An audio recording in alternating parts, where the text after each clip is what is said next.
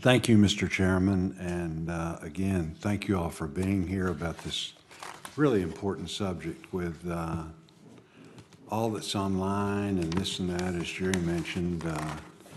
You know, there's solutions, but there also is a lot of scams out there, and with the passage of the PACT Act, there's lots of benefit action, this and that people are taking advantage of in a very unfair way. Currently, there are no criminal penalties in place to prosecute individuals and organizations who charge improper fees for the preparation, presentation, or prosecution of VA benefits claims. Our legislation, the Guards VA Act, which we introduced this year along with Senator Blumenthal, would address this problem and reinstate the criminal penalties. Mr. Behrens, can you speak to the importance of having these penalties in place to ensure there is proper recourse for dealing with these individuals and organizations? Yes, thank you very much for that question. VA strongly supports the GUARD Act, and we have continued to push for this type of legislation over the years. It's critically important because we have seen a rise in individuals and organizations acting within the space to charge illegal fees, and they do it with somewhat seemingly an assurance of impunity, meaning they recognize that VA's authority is somewhat limited in prosecuting them, that we need to coordinate through other federal, state, and local entities, and that we are competing for prosecutorial investigative time with a lot of other matters.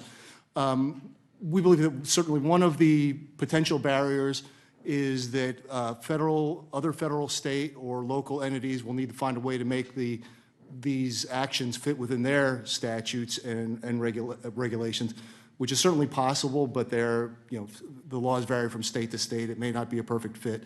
We think it would make it much easier if there was a single federal standard specific to these actions that would make it easier for prosecutors to bring actions. Very good, thank you. Mr. Behrens, according to the VA website, it currently takes a year on average to process the claims packet.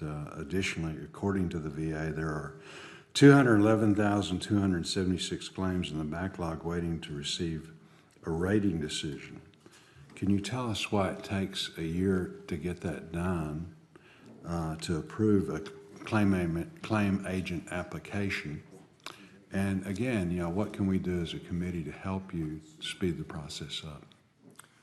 Yes, thank you. So the claims agent applications tend to be the most labor intensive of the three categories of representatives that we accredit, and that's actually by a few orders of magnitude.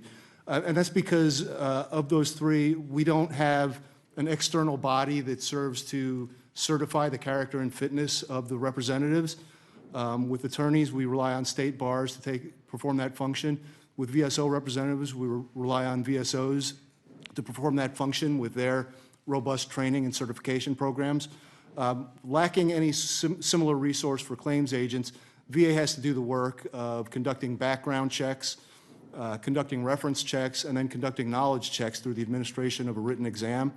So that takes more time, obviously, and more effort. And we've seen a growth in the number of applications for claims agents. And apart from that, the Accreditation, Discipline, and Fees Office is a small office. We operate with 4 staff attorneys, between 4 and 6 paralegals, and 1 supervisory attorney. And we have a wide array of matters that we have to deal with, not just initial accreditations, but oversight, complaints, fee decisions, and those sorts of things. So, well, that's important, and we do need to help with you. Maybe we can help think outside the box in the sense, there's got to be other entities that have the same problem, certifying individuals that have overcome it. So maybe we can help again in that regard, which really is key.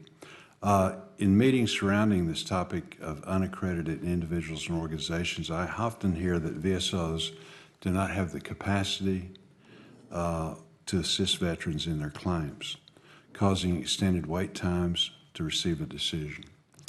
These unaccredited individuals and organizations state that they exist to fill this void created by a lack of VSO capacity. Mr. Behrens, Mr. Borsler, in your opinion, do you believe this statement is true that VSOs do not have the capacity to efficiently handle benefit claims? Thank you, Senator.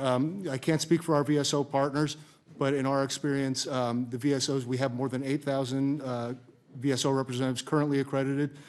We understand, we've seen the wonderful job that they do.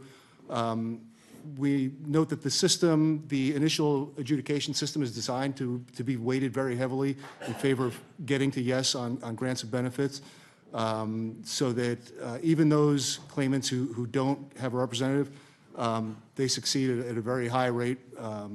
But to the question of VSOs, we believe that they do a great job. We're not aware of indication that they are slowing down the process or failing to provide services in any respect. I don't know if Mr. Borslow has anything to add to that.